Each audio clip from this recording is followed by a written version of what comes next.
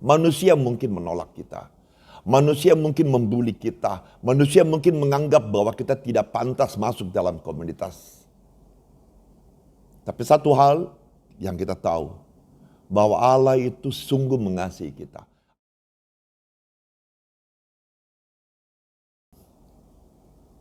Shalom teman-teman, kita ketemu lagi di JW Podcast.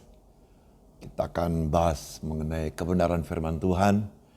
Dan saya harap dari pembahasan hari ini kita boleh belajar dan kita boleh bertumbuh bersama-sama. Dan secara khusus hari ini kita akan bahas mengenai acceptance, tentang penerimaan.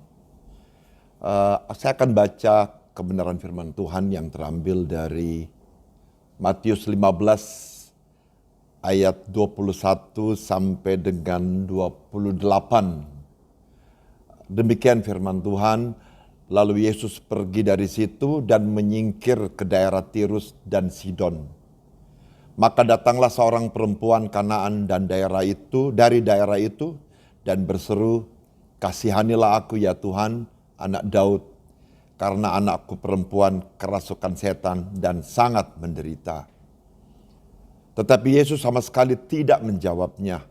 Lalu murid-muridnya datang dan meminta kepadanya, "Suruhlah ia pergi, ia mengikuti kita," dengan berteriak-teriak. Jawab Yesus, "Aku diutus hanya kepada domba-domba yang hilang dari umat Israel." Tetapi perempuan itu mendekat dan menyembah dia sambil berkata, "Tuhan, tolonglah aku." Tetapi Yesus menjawab, "Tidak patut mengambil roti yang disediakan bagi anak-anak dan melemparkannya kepada anjing." Kata perempuan itu, "Benar Tuhan, namun anjing itu makan remah-remah yang jatuh dari meja tuannya." Maka Yesus menjawab dan berkata kepadanya, "Hai ibu, besar imanmu, maka jadilah kepadamu seperti yang kau kehendaki." Dan seketika itu juga anaknya sembuh. Kekasih-kekasih Tuhan, kalau kita baca kebenaran firman Tuhan ini tentang seorang perempuan yang dari Kanaan yang datang kepada Yesus supaya Yesus mau menyembuhkan anaknya yang kerasukan setan dan sangat menderita. Tetapi kalau kita lihat jawaban dari Tuhan Yesus kepada wanita ini, dikatakan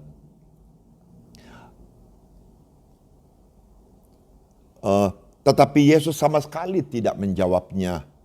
Dan murid-muridnya pun ikut-ikutan mengatakan demikian. "Suruhlah ia pergi, ia mengikuti kita," dengan berteriak-teriak. Kekasih-kekasih Tuhan, kalau kita berada di pihak wanita ini, mungkin kita akan merasa kecewa, kita akan merasa sedih, kita merasa tertolak. Karena melihat dari firman ini dikatakan bahwa Yesus sama sekali tidak menjawab. Dan murid-muridnya pun ikut-ikutan menyuruh ia pergi. Nah, kekasih-kekasih Tuhan, ini bukan saja cerita tentang perempuan Kanaan. Ini juga bisa cerita tentang kita.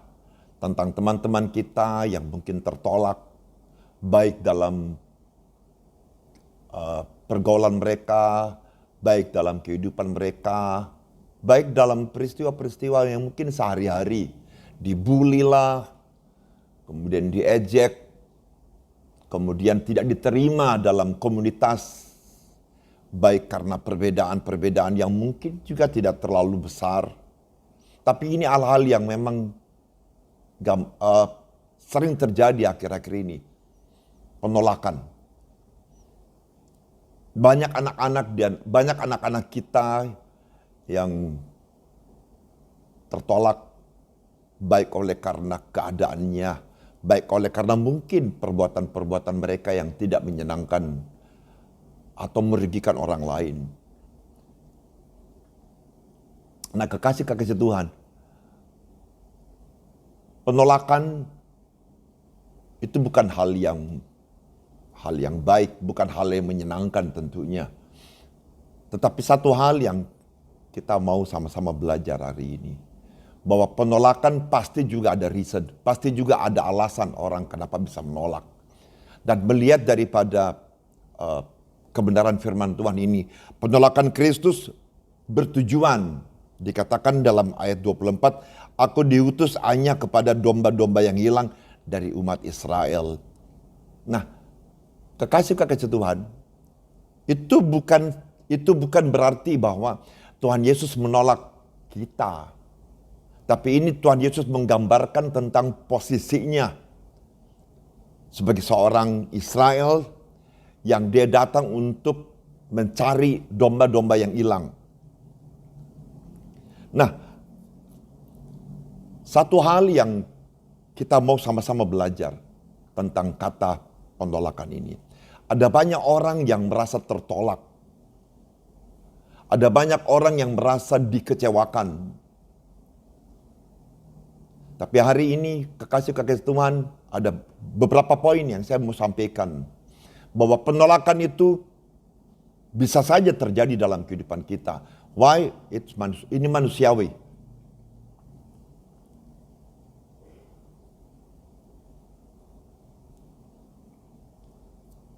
Kekasih-kekasih Tuhan, penolakan mungkin melukai kita. Penolakan mungkin membuat kita merasa seperti dikecewakan. Dan mungkin lebih daripada itu, akhirnya kita tidak mampu untuk mengatasi kekecewaan kita. Tapi satu hal yang saya mau sampaikan buat teman-teman, ketika kita merasa dibully, merasa tertolak, bahwa kita punya Allah yang sungguh mengasihi kita. Ada satu hukum bagi kita orang-orang percaya yang terambil dari Yohanes 3 ayat 16. Karena begitu besar kasih Allah akan dunia ini, sehingga ia mengurniakan anaknya yang tunggal, supaya setiap orang yang percaya kepadanya tidak binasa, melainkan beroleh hidup yang kekal. Kasih Allah itu besar. Kasih Allah itu mengatasi segala-galanya. Kasih Allah itu mengatasi dunia. Kasih Allah mengatasi segala sesuatu yang mungkin menurut kita itu besar. Tapi kasih Allah mengalahkan segala-galanya. Termasuk dosa-dosa kita, termasuk pengkhianatan kita, termasuk pemberontakan kita, termasuk penolakan-penolakan kita mungkin. Dan Tuhan sudah melakukan itu. Artinya begini, kekasih-kekasih Tuhan. Kita yang mungkin merasa tertolak, ingat satu hal. Manusia mungkin menolak kita. Manusia mungkin membuli kita. Manusia mungkin menganggap bahwa kita tidak pantas masuk dalam komunitas. Tapi satu hal yang kita tahu, bahwa Allah itu sungguh mengasihi kita. Allah itu adalah kasih sendiri. Allah tidak dapat memungkiri sifatnya. Allah tidak dapat memungkiri tentang siapa dia. Dalam Allah tidak ada kata penolakan. Karena kasih itu artinya menerima segala-galanya. Baik yang baik maupun yang buruk. Ketika manusia jatuh ke dalam dosa, apa yang Allah lakukan? Dia memberikan anaknya yang tunggal. Dengan tujuan apa? Mendamaikan manusia dengan Tuhan. Mendamaikan manusia yang berdosa dengan Allah sendiri. Siapa yang melakukan itu? Kristus yang melakukan. Kristus yang menjadi pendamai. Oleh karena itu, kekasih-kekasih Tuhan, siapapun dan dimanapun engkau berada, jika engkau merasa tertolak, baik oleh karena perbuatan-perbuatanmu, baik oleh karena mungkin lingkungan yang tidak setuju dengan pendapat, dengan perbuatan-perbuatanmu, satu hal. Yang paling pertama, Yesus tidak menolak engkau. Tapi tidak dapat dijadikan sebuah pegangan bahwa Yesus menerima kita dan kita berbuat seterusnya dengan tanda kutip perbuatan-perbuatan kita yang mungkin menyakiti orang. Allah menerima kita apa adanya, tapi Allah juga mau supaya kehidupan kita berubah. Allah juga mau supaya kehidupan kita dari hari ke hari, kita semakin menjadi baik, kita semakin melakukan hal-hal yang baik, hal-hal yang benar. Karena penolakan itu sometimes juga punya tujuan untuk mendidik kita. Oleh karena itu,